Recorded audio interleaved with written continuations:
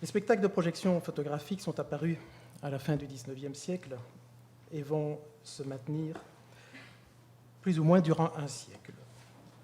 Pour que ce mode spectaculaire s'impose et rencontre un réel succès auprès d'un public important, il a fallu que convergent progressivement 4 séries culturelles, pour reprendre l'expression bien connue d'André Gaudreau, dont la généalogie historique a évolué dans des cadres sociaux différents. Ces 4 séries culturelles sont, je le rappelle très rapidement, les spectacles vivants, bien sûr, à la fois bourgeois et populaires, les images translucides, on va appeler ça comme ça, ça commence avec le vitrail, ça se poursuit avec les plaques de lanterne magique, avec les vues d'optique et bien sûr les diapositives.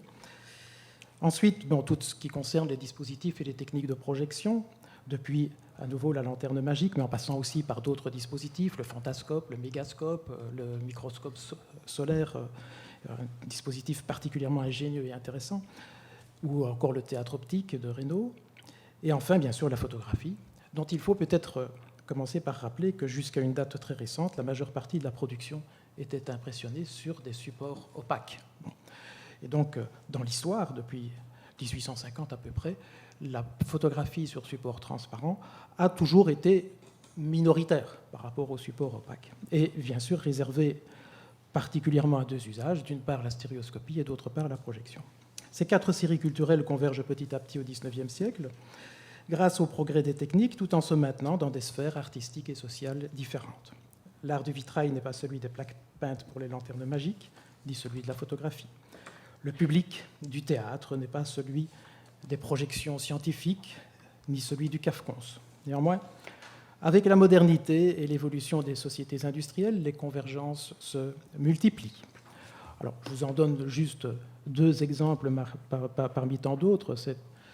Je ne suis pas encore dans mon sujet ici. Lorsque la lanterne magique rencontre la photographie, elle invente les life models, produits surtout en Angleterre à partir des années 70, des séries d'une douzaine de vues photographiées qui racontent des petites histoires au contenu moralisant ou religieux et qui sont accompagnées de musique ou de chansons populaires. Deuxième convergence, lorsque la photographie croise la généalogie du microscope et de la projection scientifique, elle devient un puissant instrument d'enseignement qu'exploitent de grands pédagogues comme l'abbé Moignot, Alfred Molteni ou Stanislas Meunier.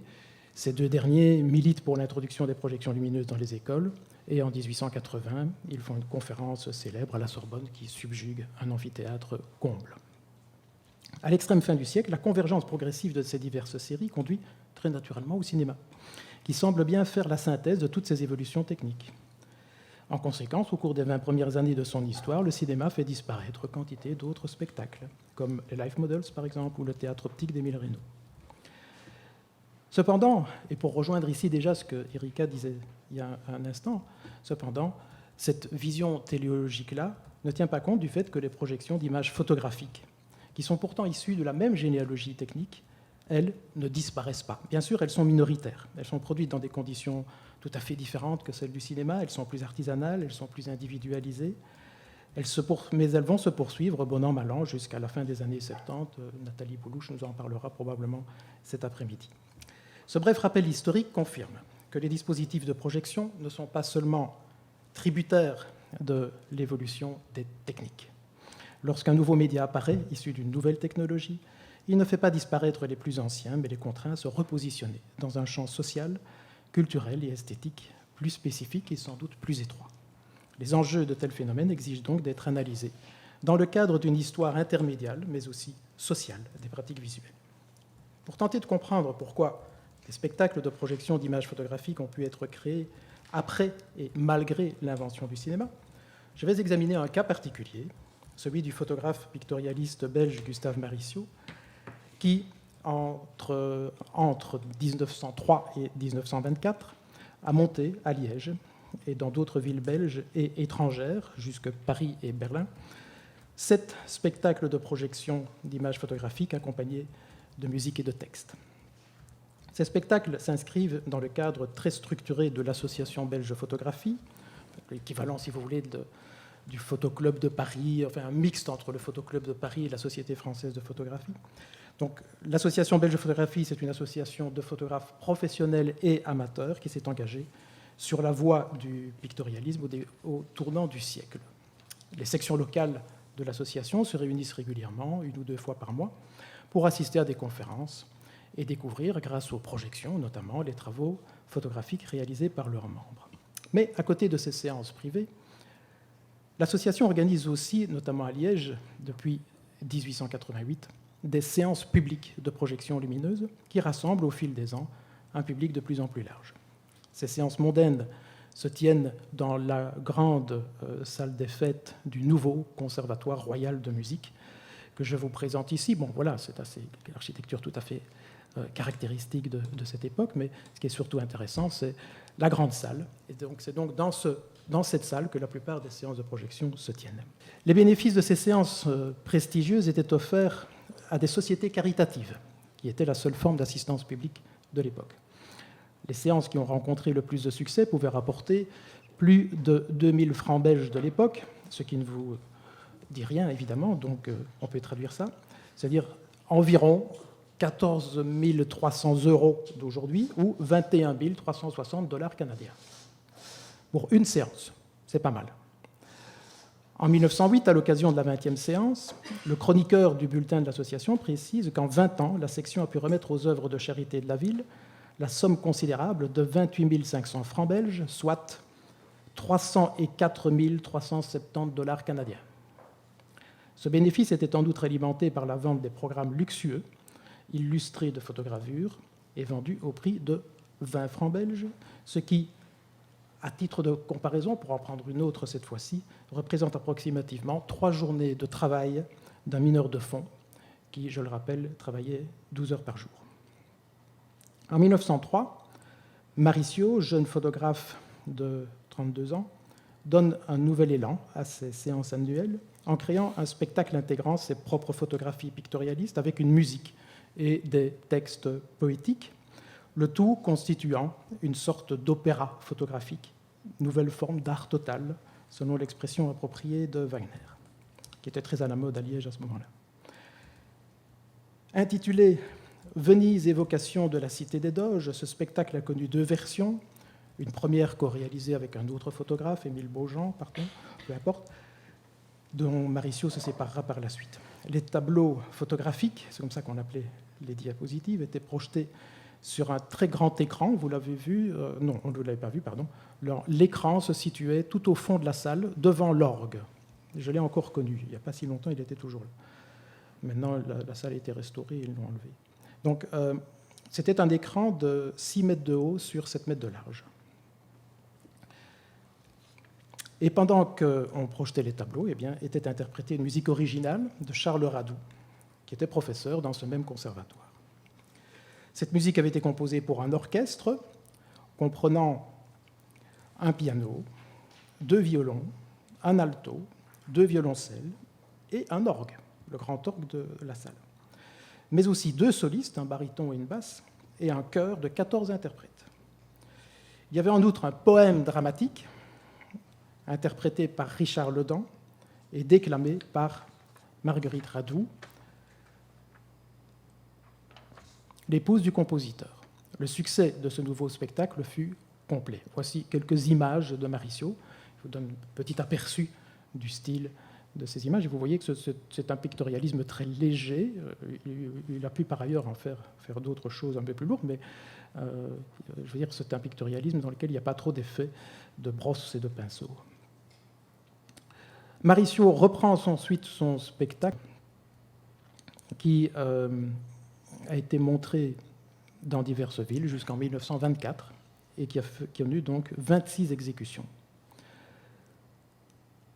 Donc Maricio et Radoux vont poursuivre leur collaboration sur 4 autres spectacles du même genre, que je n'ai pas le temps de vous présenter, La Bretagne, les scènes grecques en 1908, puis, après une longue interruption, Jardin d'Italie et Vision d'Italie en 1922 et 1924. Tous ces spectacles ont aussi été donnés à plusieurs reprises, toujours au bénéfice des sociétés caritatives, y compris, donc voici encore quelques programmes de ces projections, y compris pendant la Première Guerre mondiale, notamment pour soutenir les familles de prisonniers. Voici encore des dias de Venise. On voit combien ce type de spectacle est à la fois novateur, car centré sur la photographie, et traditionnel, puisqu'ils sont associés le concert et la récitation poétique. Mais la qualité esthétique de l'ensemble, certes homogène à l'époque, est malgré tout très inégale.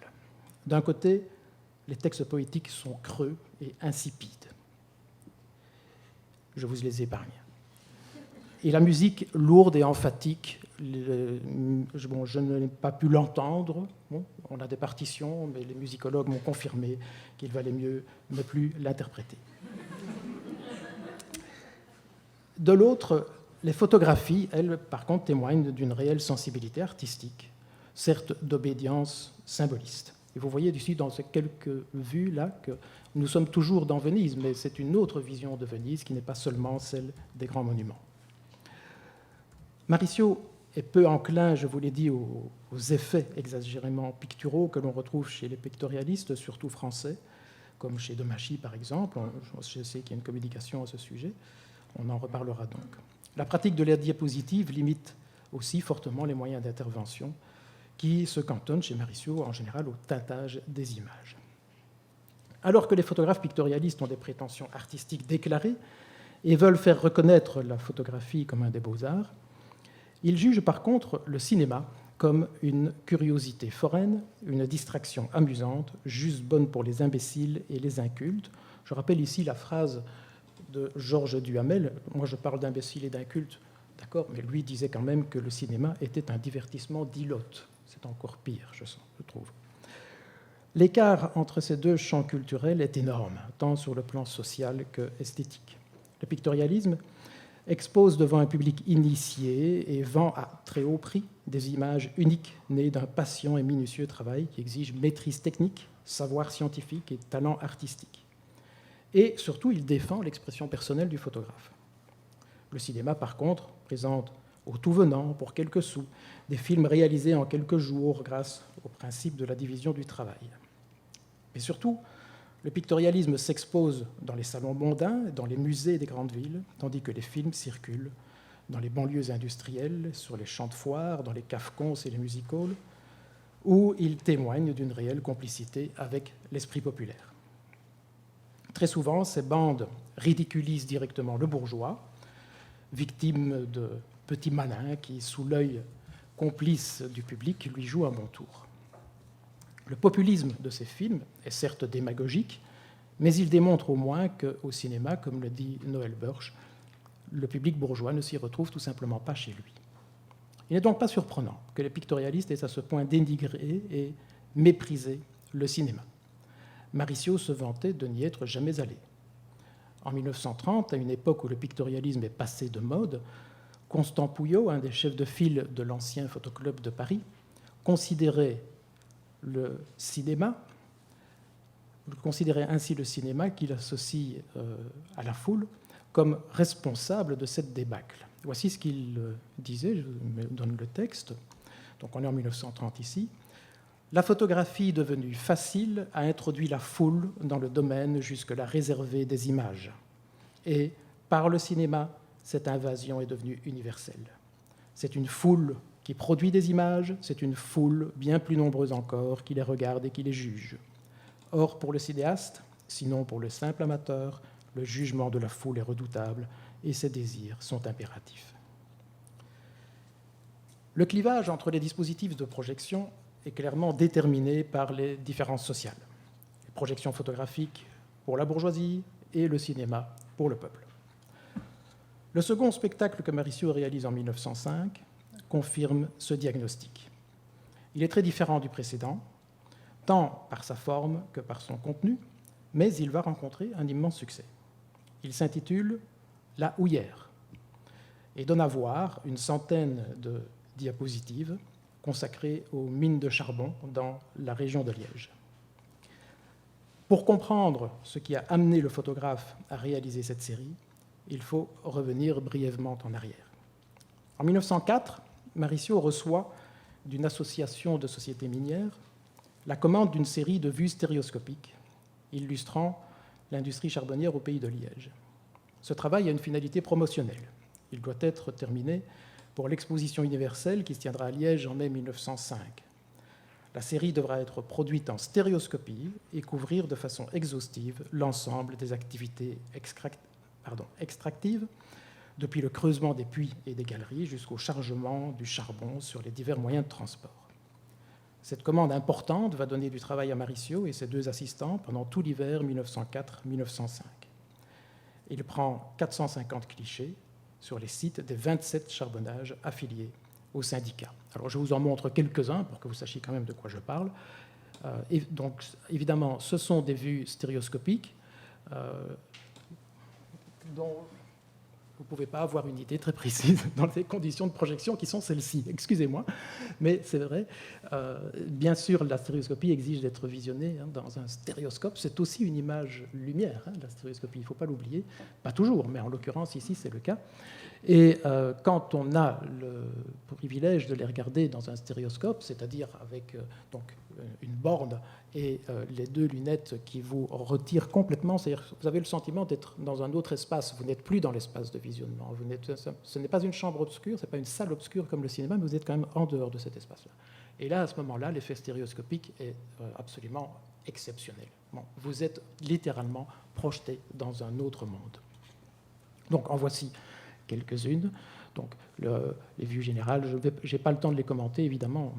Les machineries. Alors, quand vous voyez comment Maricio exploite parfaitement les effets de profondeur. Quand on est devant cette image, on se rend compte, ici vous ne le voyez pas, mais aux 3/4 du couloir, là, il y a un homme qui est là debout. Et quand on le voit, c'est très impressionnant parce qu'il y a une présence, là, tout à coup, dans cet espace-là. Voilà. Alors, la série, donc 450 vues, suit en gros l'organisation du travail. Voilà. Et c'est intéressant de voir aussi comment Maricio multiplie les plans, les moyens plans pour, par exemple, ici, vous le voyez, il y a un homme là sur l'échelle, mais qui est au centre d'une multitude de surcadrages. Voilà. La reproduction ici n'est pas très bonne. Donc, il va aussi photographier dans les galeries en utilisant une lanterne de sécurité qui va être confectionnée tout spécialement pour ce travail par un professeur de physique. Et c'est la première fois que l'on obtient des images d'une telle qualité dans le fond d'une mine. Au XIXe siècle, il y avait bien eu O'Sullivan qui avait fait quelques photos dans les mines sans aucune sécurité, alors que c'était des mines infestées de grisou, mais qui n'avaient absolument pas cette qualité-là, même si c'était O'Sullivan qui les avait faites. Voilà. Alors, Maricio n'avait jamais pratiqué la stéréoscopie auparavant, mais il s'adapte à la contrainte. La netteté des vues est parfaite, il exploite ingénieusement les possibilités de la profondeur de champ, et notamment, il exploite aussi parfaitement la lumière artificielle, comme on l'a vu. Je vais vous le remontrer, en plaçant, ça se voit très bien ici notamment, en plaçant la lanterne de poudre au magnésium sur un axe différent de celui de la prise de vue, ce qui lui donne des effets saisissants d'ombre ou de silhouettage. Maricio se trouve confronté, en réalisant ce travail, à une réalité au-devant de laquelle il ne serait jamais allé de sa propre initiative, et pas n'importe quelle réalité. Là où les enfants trient le charbon à la main 12 heures par jour, là où des femmes chargent des wagons à la pelle, et poussent de lourds chariots sur les rails, là où des hommes meurent à cause du grisou et des coups d'eau qui inondent les galeries. On ne peut pas s'empêcher ici de se souvenir qu'il y a quelques jours à peine, il y a eu près de 400 morts dans les mines en Turquie pour les mêmes raisons. C'est là qu'explosèrent les émeutes de 1886, donc à Liège quelque temps auparavant. Entre 1886 et 1904, c'est une période de très très forte agitation sociale, mais en 1886, les mineurs étaient descendus sur la ville et avaient pillé les magasins. C'est là que les inégalités sociales sont donc les plus radicales et les plus visibles. Maricio ne se montre pas insensible aux hommes et aux femmes qui travaillent sous ses yeux, mais les consignes de ses commanditaires ne lui permettent guère de se préoccuper de leurs conditions de vie. Par exemple, on ne voit pas les corons dans son documentaire. De toute évidence, le mineur n'est pas au centre de cette vision de la mine, je parle ici de la série stéréoscopique, dont le personnage principal est le charbon. La houillère est donc présentée dans une trentaine de bornes stéréoscopiques au Palais de l'Industrie de l'Exposition universelle qui s'ouvre en mai 1905. Elle obtient le Grand Prix de la section photographie qui reconnaît la qualité documentaire remarquable de la série. La maîtrise des effets stéréoscopiques fascine le public, qui est très nombreux et qui se trouve ainsi littéralement transporté dans un univers industriel qu'il ne connaît pas et qui est à ses yeux aussi mystérieux que fascinant. Maricio avait bien l'intention de transformer ce travail de commande en une œuvre personnelle. Et il le prouve de deux façons. D'une part, en tirant certains clichés sur papier et en les exposant au Salon d'art photographique qui se tient dans la même exposition, et d'autre part, en sélectionnant une centaine de vues tirées en diapositive et projetées lors de la séance publique annuelle de projection lumineuse organisée par l'association. La houillère est projetée en avant-première, pourrait-on dire, le 14 avril 1905, quelques jours avant l'ouverture de l'exposition. Le succès est remarquable, les éloges de la critique sont unanimes. La sélection opérée par Maricio lui a permis de retenir les meilleurs clichés, mais aussi d'affirmer son point de vue sur cette réalité si étrangère au monde des pictorialistes. Les clichés qu'il choisit mettent en avant la dureté du travail, notamment à l'égard des femmes et des enfants, ou encore la misère des glaneuses qui, sur le terril, grappillent des morceaux de charbon qui ont échappé au tirage. Alors, je vous donne ici encore une série d'images, mais cette fois-ci, ce sont donc les diapositives. À la différence de Venise, la séance n'est pas accompagnée de musique, mais par une paraphrase pompeusement intitulée « Hiercheuse », écrite et déclamée par le président du club d'amateurs photographes de Bruxelles, qui, bien sûr, n'a jamais mis les pieds dans une mine. La platitude du texte est ridicule et pontifiante, et en dit long sur l'aveuglement de la bourgeoisie belge à l'égard d'une réalité aussi éloignée de ses préoccupations. Un journal local rapporte la réaction d'un vieux mineur qui avait été invité à la projection et qui dit « Ce monsieur ne connaît pas l'état d'âme du vrai houilleur. Pour le connaître, il faut l'être. Et s'il l'était, il n'oserait pas si bien. » En wallon, ce qui veut dire « il ne parlerait pas si bien ». En mai 1905, au moment où Maricio présente la houillère à l'exposition universelle de Liège, sort en France un film pâté, intitulé, je vais un peu plus vite, intitulé « Au Pays Noir ». Ce film est co-réalisé par Lucien Nonguet et Ferdinand Zecca, et le catalogue le présente comme un drame cinématographique à grand spectacle en 8 tableaux. Je vous montre rapidement les tableaux, les images ne sont pas très bonnes, désolé, mes médias ont viré, problème de la diapositive, elles sont un peu vieilles. Donc, voilà, le récit est traditionnel, très vague, très lointaine adaptation du Germinal de Zola. Donc on commence dans la maison du mineur, les mineurs vont travailler, le père et le fils, ils descendent dans la mine, voilà. Et puis il y a un coup de grisou, et puis les sauveteurs arrivent, et le dernier tableau nous montre le père, donc on a ramené le fils mort, et le père, c'est intéressant, lève le poing contre le sort, c'est-à-dire contre cet univers qui a tué son fils.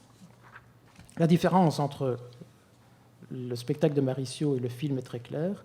La série dresse le tableau général et complet d'une industrie, tandis que le film de Nonguet et Zecca est centré sur les hommes qui, de génération en génération, travaillent dans la mine, y peinent, y souffrent et y meurent. Le film énonce exactement tout ce que la série de Maricio a soigneusement caché, que la mine est un lieu dangereux qui tue les travailleurs. Ce film n'incite pas à la révolte, mais parle simplement de la condition ouvrière. Il parle du point de vue des ouvriers pour les ouvriers. Et en face, la série de Maricio n'est pas réactionnaire, mais elle n'encourage pas l'exploitation de l'homme au profit du capital. Elle exprime même une certaine compassion à l'égard des femmes et des enfants qui travaillent, mais elle parle de l'organisation industrielle telle qu'elle a été conçue par ceux qui la dirigent. Ces deux points de vue socialement opposés sont orientés en fonction des objectifs poursuivis et des publics visés. Donc le clivage des dispositifs de projection correspond bien à un clivage social. Cinéma, art populaire, photographie pictorialiste, art de l'élite bourgeoise. Mais pourtant, et je termine avec ça, qui est l'essentiel finalement de ce que j'avais à dire, quelque chose vient briser cette belle dichotomie trop simple et trop évidente. On ne peut pas en effet ignorer les importantes différences esthétiques entre le film et les photographies. Le film était réalisé dans les studios parisiens de la firme Pathé, le décor du coron est une toile peinte, la cage qui descend dans les galeries est un bricolage en bois invraisemblable. Les mineurs qui ont vu le film ont dû rire beaucoup en voyant comment les acteurs jouent jouant leur rôle, abattaient le charbon debout dans des galeries aussi larges et hautes qu'un tunnel de chemin de fer. Curieusement, les décors du film sont réalistes pour toutes les scènes en surface et complètement erronés pour toutes les scènes souterraines. À l'inverse, Maricio réalise une œuvre qui allie observation pointue, réalisme et sensibilité à l'égard d'un monde inconnu pour son public. C'est un travail documentaire au sens plein et fort du terme. Malheureusement, Maricio lui-même n'a pas compris la très grande modernité de son travail. Après La Houillère, il est revenu à l'esthétique pictorialiste et à des images qui, tout en demeurant de qualité, n'ont pas la puissance expressive du réalisme que la photographie pouvait donner. Il n'a pas vu que l'évolution historique de la photographie allait dans le sens du documentaire et non du pictorialisme. Il a continué de projeter La Houillère, à 7 reprises au moins, le plus souvent en diptyque avec Venise, comme si ces deux œuvres avaient une unité esthétique. Lorsqu'en 1924, après plus de 10 ans d'absence, il retourne assister à une réunion de l'association, son retour est dûment motivé. La dernière séance de projection n'a pas rapporté suffisamment d'argent pour pouvoir envisager de poursuivre l'activité. Et Maricio plaide pour le maintien des séances, regrettant devoir interrompre une tradition de plus de 30 années, estimant que l'art des projections fixes n'est nullement menacé par le développement du cinématographe. Sans doute a-t-il prononcé le mot important lorsqu'il évoque l'art des projections fixes.